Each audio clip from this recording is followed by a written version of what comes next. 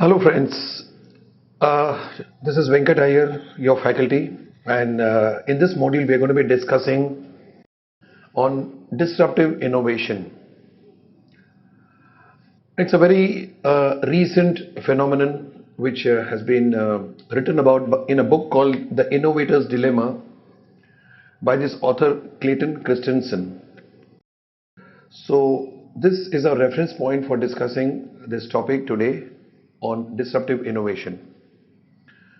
As a starter, I would like you to watch a small tiny video, and after watching the video, I'll come back to you. So a disruptive innovation, what exactly is it? It's a word that gets tossed around a lot, but often misused. Now, when we think about disruptive innovation, we think about a very particular type of innovation, one that creates an entirely new market or transforms an existing one by playing the innovation game differently. We contrast disruptive innovation to sustaining innovation. Sustaining innovation is about doing it better. It's adding the fifth blade on your razor blade. It's making the picture of your TV ever clearer. It's giving you a better cell phone reception. Sustaining innovations are important. They're the way that markets change, but it's not the best way to create new growth. What a disruptive innovator does is trade off pure performance. Instead of making things much better, they make it much simpler. They make it more affordable. They make it more accessible. They make it more customizable and drive growth by playing the game in a different way. Let me give you a couple of examples. Think about how Sony and Nintendo approached the video gaming industry. Sony said, how do we make it better for our best customers? In this case, fast-fingered teenagers. So you create ever better graphics, more intense gameplay. The teenagers who've got those twitchy fingers love the PlayStation 3.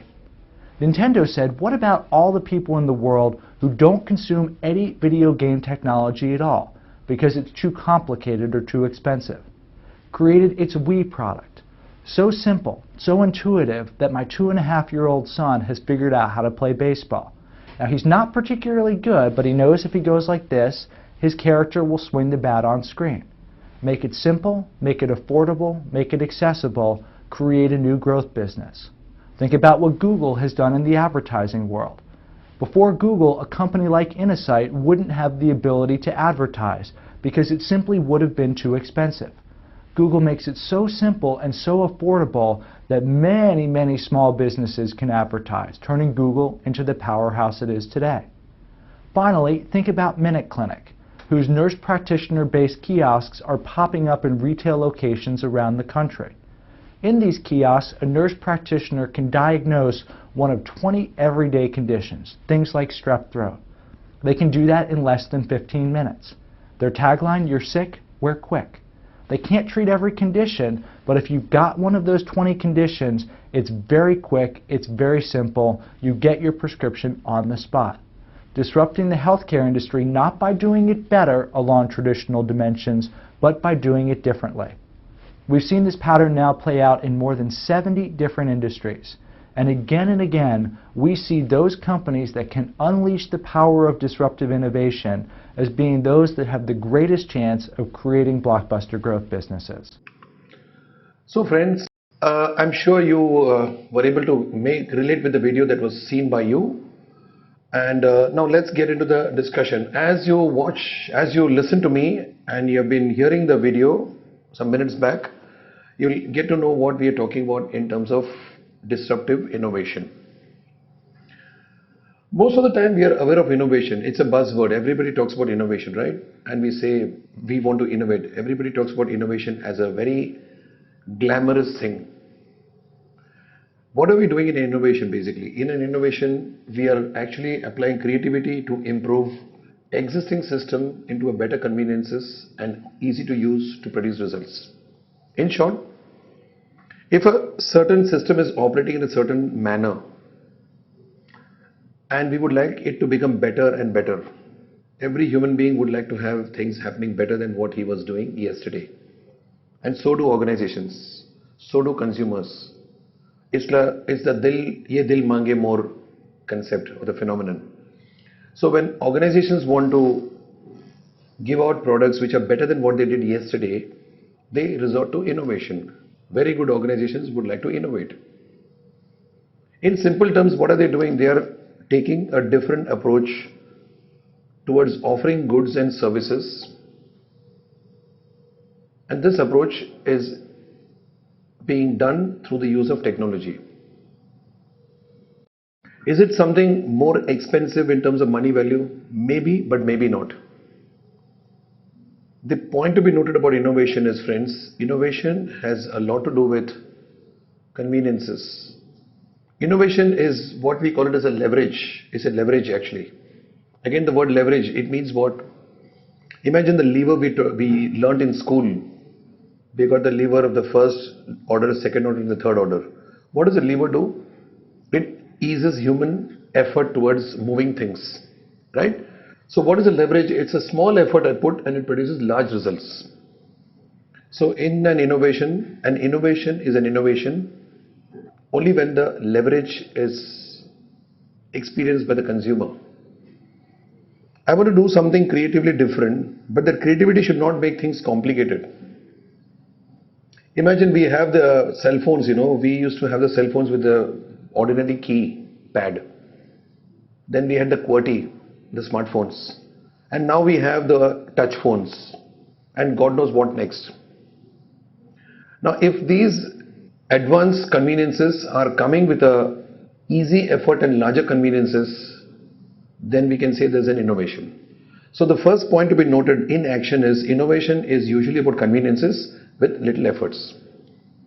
If we take the example of the cell phone, from what it was once and what it is today, smartphones, Android and Google Android and many other phones which we come across, high-end phones, are the conveniences more or not? They are. Now what happens when a high-end phone is launched? Initially the pricing is very high and they make claims about all the technology that goes into it. Is the technology just being put to price the phones higher? Not necessarily. There is an innovation which makes the phone at the entry level little expensive. But all of you will agree, we have all experienced it, that when the phones get launched in the market and it gets flooded in the market, gradually the prices drop. If you take a BlackBerry today, for example, it's come down from a 12K or a 13K basic model, it's come down to something like a 9K or a little less than that, officially, right? Now, this is a regular way in which innovation is done. It is driven in the market. Now, what happens? There is a group of people who are targeted as potential customers, and to this target audience, what we do is we sell the products with certain conveniences which is offered to them at a price. So we give them what we popularly call as value addition. As the product starts getting used by more and more people, there is a certain amount of fatigue, I call it fatigue. You get a little tired that I'm using the same thing, we get bored of the product, and the organization also wants to get into more excitement of going in for a more technology and more convenience. That's when innovation comes in.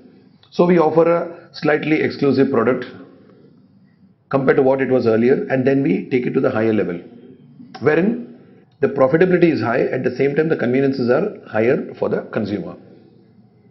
So this we have set up what is called as a value chain. The value chain keeps going higher and higher till it happens that at one point of time, in spite of all the conveniences I'm offering, in spite of all the innovation I'm doing, there is a saturation.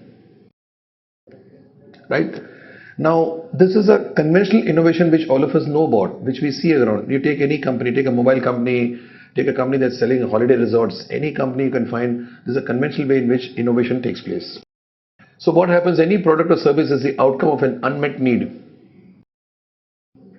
There's an unmet need. That's why a product is being created, to fulfill the need. And that need is catered to either by a product or a service. Every time a need is satisfied, the customer is made to move over to the higher need. This is what I explained, right?